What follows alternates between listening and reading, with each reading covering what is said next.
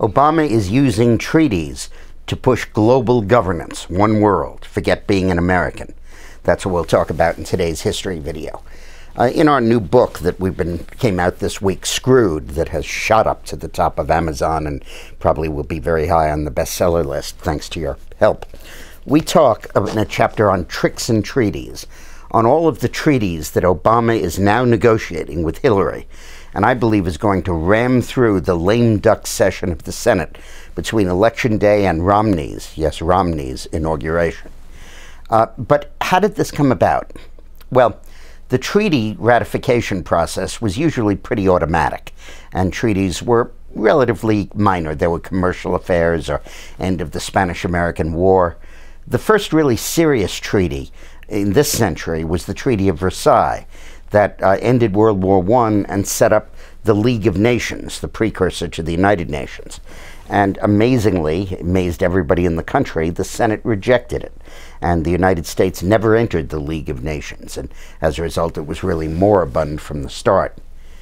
After that happened, FDR began to see that we needed to come to the aid of Britain. But the isolationist sentiment in the United States in World War II was so strong. They felt so ripped off by World War I, we'd lost 100,000 men killed and really accomplished nothing. And now there was a Second World War going on, that Roosevelt could not go to the Senate for ratification. So he invented something called an executive agreement, which was essentially a treaty that did not have to be ratified by the United States Senate. And he made all sorts of executive agreements with Churchill and with Stalin. The Yalta Agreement, the Potsdam Agreement that was negotiated by President Truman. And these agreements did not require Senate ratification. They would not have been ratified because Republicans controlled the Senate under the Potsdam Agreement. And the presidents have always used that as a method of finessing the ratification requirement. But increasingly, presidents have been forced to ratify treaties, and there's been a reassertion of congressional prerogatives. But what's going on now is unique in American history. Obama is literally negotiating treaties and will force it through the Democratic-controlled Senate. Remember, the House doesn't get to ratify treaties, only the Senate. House is Republican, wouldn't ratify them, but the Senate, until the change of power in early January, is controlled by the Democrats. They may well ratify these. And these treaties essentially implement the vision of one world, the idea of an end to nationalism, an end to national boundaries, an end to national sovereignty. So, for example, the one treaty cedes the power to declare war to the United Nations, meaning Russia and China.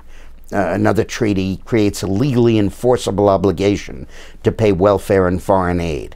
Another treaty says we won't launch missile interceptors to outer space, which is the only way we can defend ourselves against Iran and North Korea.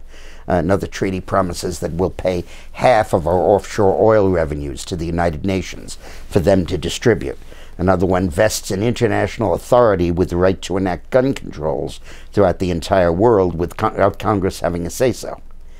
Now, the problem with these treaties is that under the U.S. Constitution, the Supremacy Clause, these treaties trump any act of Congress or the legislature or even a local city council. And the courts, the U.S. courts, are obliged to enforce those treaties as if they were included in the Constitution of the United States. And the only way out of them is a constitutional amendment or another treaty signed by the initial nations letting us out of that treaty. So it's almost impossible to get out of it.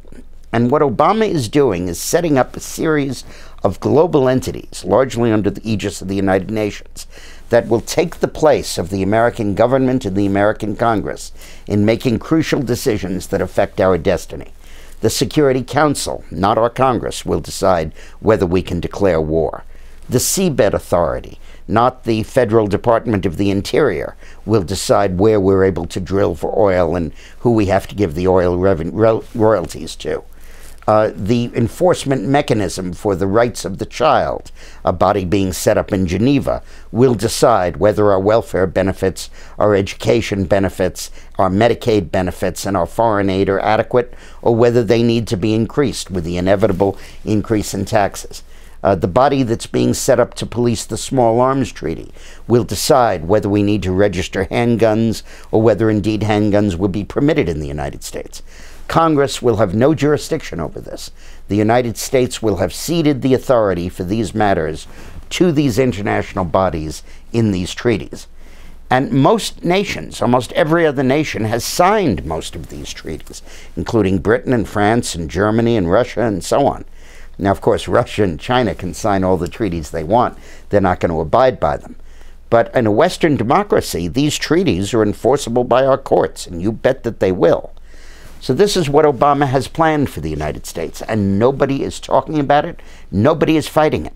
We have a petition on our website on the Law of the Sea Treaty that obliges us to give half of our royalties to other nations. We do that because it comes up for ratification next month. We need to get our senators to kill it. But in Screwed, we outline all of these treaties, we explain them. And I've mentioned before that we advanced the publication date of this book by 6 weeks because we wanted to bring it out before the ratifications began to hit and before these treaties began to be signed. So please pick up a copy, and thanks a lot for watching.